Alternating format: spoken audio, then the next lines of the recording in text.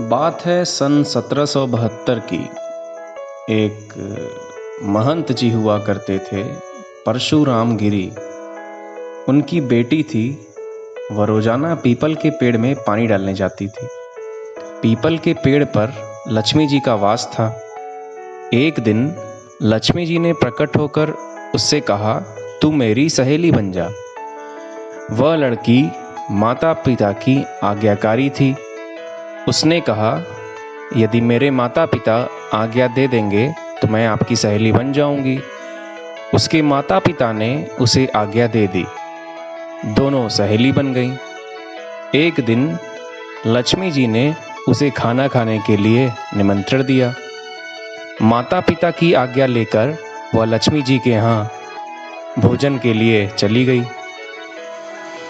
लक्ष्मी जी ने उसे शाल दुशाला भेंट किया, रुपए दिए, उसे सोने से बनी चौकी पर बैठाया, सोने की थाली कटोरी में 36 प्रकार के व्यंजन परोसकर भोजन करवाया।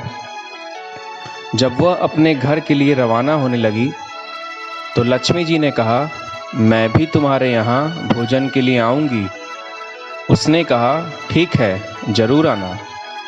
घर आने के बाद वह उदास होकर कुछ सोच में पड़ गई। पिता ने पूछा, सहेली के यहाँ भोजन करके आई हो तो उदास क्यों हो? उसने अपने पिता को कहा, लक्ष्मी जी ने उसे बहुत कुछ दिया।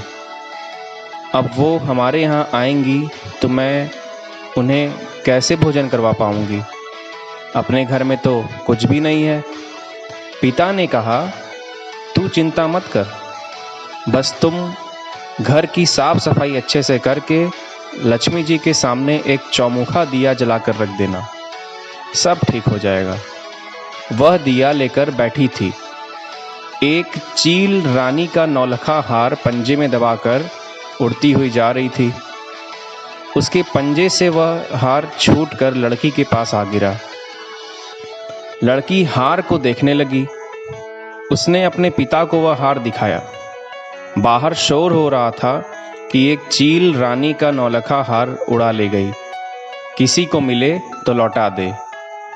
एक बार तो दोनों के मन में विचार आया कि इसे बेचकर लक्ष्मी जी के स्वागत का प्रबंध हो सकता है, लेकिन अच्छे संस्कारों की वजह से पिता ने लड़की को कहा, यह हार हम रानी को लौटा देंगे। लक्ष्मी जी के स्वागत के लिए धन तो नहीं, पर हम अपना पूरा मान सम्मान लगा देंगे। उन्होंने हार राजा को दिया तो राजा ने खुश होकर कहा, जो चाहे मांग लो। साहूकार ने राजा से कहा कि बेटी की सहेली के लिए स्वागत के लिए शाल दुशाला, सोने की चौकी, सोने की थाली, कटोरी और 36 प्रकार के व्यंजन की व्यवस्था करवा दीजिए। राजा ने तुरंत ऐसी व्यवस्था करवा दी। लड़की ने गणेश और लक्ष्मी जी दोनों को बुलाया। लक्ष्मी जी को सोने की चौकी पर बैठने को कहा।